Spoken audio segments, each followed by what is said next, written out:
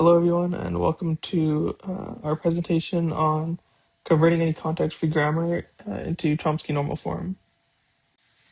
So to begin, the main purpose of this project was to convert any context-free grammar into Chomsky normal form. When we first encountered CNF, it felt like something that was pretty theoretical, like something that appears in textbooks and doesn't immediately seem practical. But once we got into actually building an algorithm that performs the transformation, it became clear why CNF actually matters. It allows grammar to be expressed in a structured and predictable form. This structure is extremely useful when parsing, where consistency is key. When grammars are unpredictable or contain lots of irregular patterns, parsing becomes more complicated. We also just approached this with the mindset that we shouldn't just follow the steps blindly. We wanted to fully understand the transformations at each stage and what they accomplish, and why they're necessary, and how they maintain the behavior of the original grammar. The core rule we followed throughout the project is that while the form of the grammar changes, the language it generates must remain exactly the same. That means no new strings are added and no existing strings are lost, and the grammar becomes cleaner, not different. So context-free grammars in their raw form can include a lot of structures that make parsing more complicated. Some examples include the epsilon productions, where a variable can produce the empty string, or unit productions, where one variable directly points to another variable, and it doesn't have much meaning to it, or even long productions that go on for several symbols.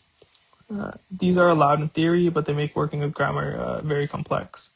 So the challenge here was to impose structure without altering the expressive power of it. Every step of the conversion process needs to preserve the equivalence. If a grammar originally allowed certain strings, the converted grammar must still allow those same strings. This forces each transformation to be carefully designed. We're not editing or simplifying the language itself. We're reorganizing the structure so that it's easier to work with. So what is Chomsky normal form? Chomsky normal form constrains grammar rules into a very specific format. Every rule must either produce exactly two variables or a single terminal. The only exception is that the start symbol may produce epsilon if the language includes the empty string. These constraints may seem restrictive at first, but they impose a predictable uniformity. There are no surprises here. No terminals embedded in long chains of variables, and no variable change without purpose. This structured format is useful because it allows grammars to interact efficiently with parsing algorithms. Algorithms like the CYK rely on the binary structure enforced by CNF. Without CNF, those algorithms would require extra logic to handle irregular grammar patterns. So converting to CNF isn't just cleaning up the grammar, it's preparing it for computational analysis and real use cases. Hello everyone. This is my part of the presentation. So I'm going to be talking about the algorithm overview, the visional program conversion model, and lastly the input grammar. So our algorithm applies the CNF for conversation in multiple phases. The first thing we check is the start symbol to make sure it won't cause problems later. After that, we will remove the epsilon production, which prevents the variable from disappearing unpredictably. Then we remove the unit productions, so we don't have variables just pointing to each other without adding structure. And finally, the third step restructures remaining productions into the CNF complement form, breaking down a long sequence and isolating terminals. What's important here is that each phase we check that the grammar still generates the same language as before. The whole point of doing this gradually is that we can preserve meaning. If any phase accidentally removes or changes what the grammar can express, we stop and fix the issue before moving forward. We chose to represent the transformation pipeline through a visual node-based model. Each node represents a grammar at a distinct stage of transformation. This helps make the process more approachable and easier to understand, rather than thinking of the algorithm as one massive rewrite. The visual layout breaks it into small logical steps. The visualization also made testing and debugging easier. If the output looked unexpected at a later stage, we could compare it against the earlier stages nodes to see where something changed. The diagram wasn't just for presentation, it actually helped us manage and reason about the transformation process while we're developing the algorithm. and this is the input grammar. So the input grammar stage, we simply recorded the grammar as it initially provided. We represent the grammar as the mapping from variables to their list of production. This ensures consistently before we apply any structural changes. No transformation happens here. It's purely a setup. We also clearly identify the start symbol. This is important because the start symbol has special conditions later in the CNF conversion process. By starting with a clean and structured grammar representation, the rest of the transformation pipeline becomes much easier to manage. And then next here will be my teammate William doing the rest. Step 0. Eliminate start symbol on the right-hand side. The step checks whether the start symbol appears on the right-hand side of any production. If it does, then the start symbol is vulnerable to being altered or removed in later transformations. To prevent this, we introduce a new start symbol that produces the original start symbol.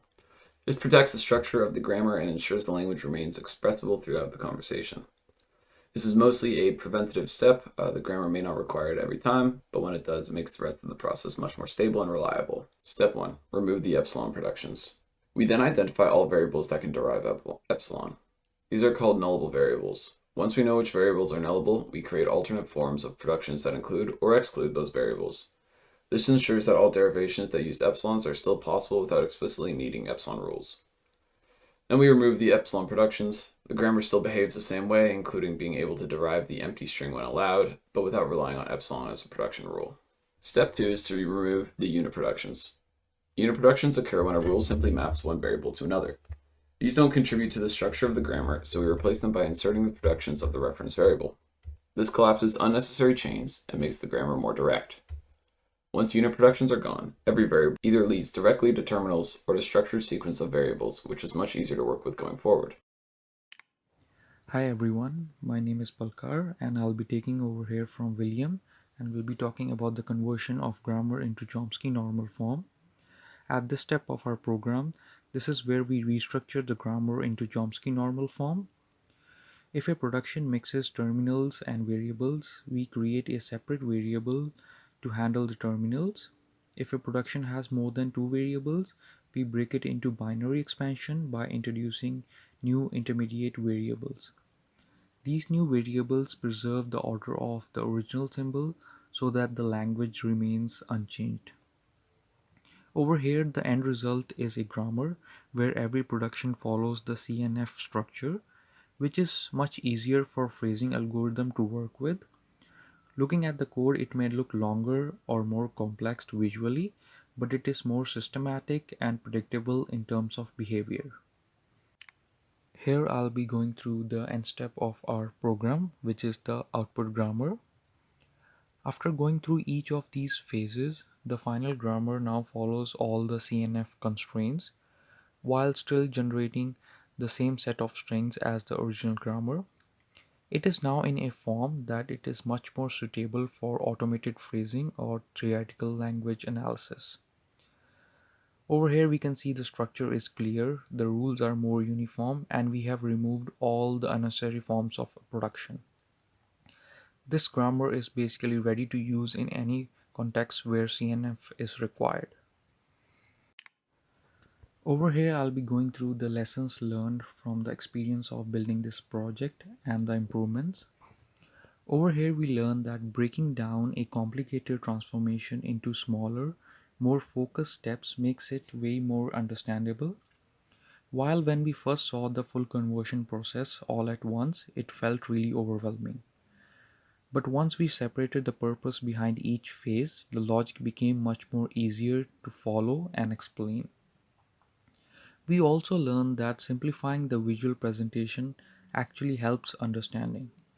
Instead of putting everything on the slides, we let our diagrams and our explanation work together. This allows us to clearly walk through the logic rather than overwhelming the viewers with text. Here are our references and acknowledgement. Python was the language of our choice for this project.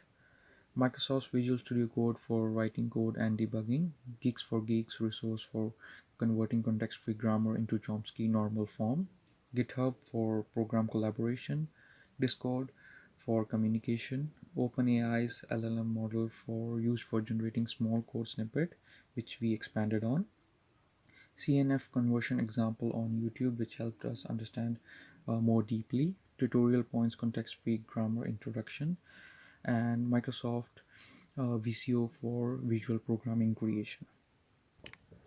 Over here, I'll quickly go through the logging in and the miscellaneous information. For our project, the communication was mainly done on Discord. Most problem solving discussions happened through live voice calls, while the other smaller minor updates happened through the chat. We used GitHub to store all our deliverables, including PowerPoint presentation, Python code, README file, and all the other visualization files. This helped us ensure everything was usable and in everyone's reach. We also used GitHub Project Board to manage tasks and track progress. All issues and project details were accessible through the public repository link provided.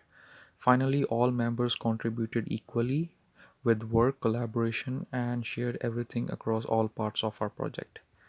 Thank you for watching our project. Hope you guys have liked it.